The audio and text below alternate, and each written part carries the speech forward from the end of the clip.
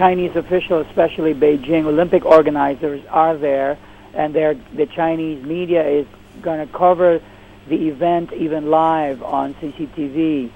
So it's very much a big part of the celebrations, the activities that are meant to drum up excitement for the Olympics, and that way also refocus on the Olympics away from the unrest in Tibet the past several days.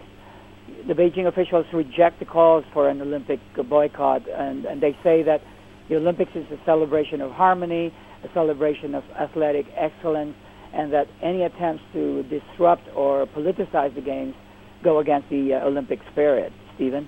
Of course, China wouldn't be the first Olympic Games where there have been political statements made by athletes or by fans, for that matter. Jaime, are they really that worried that this will embarrass China, or can they take some protests in stride? Well, that's the challenge here among the Chinese public relations officials. I mean, this is a public relations nightmare for them. On the one hand, this is perhaps just the beginning of a series of protests that they can expect. I mean, Tibet is one. There are other issues.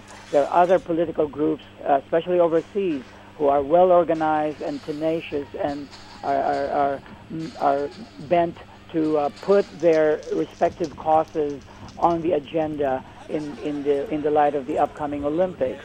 And in Tibet, for example, the Chinese need to take a tough stance and keep an overwhelming military presence in Tibet to deter any future unrest. And yet, they need to portray a stable and harmonious picture, just 4 months before the Olympics. That's the public relations nightmare.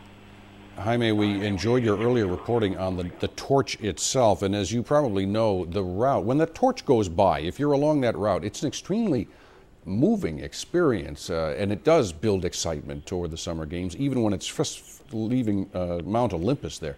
But this time, the route could be the occasion for, or the location for, protests every step of the way.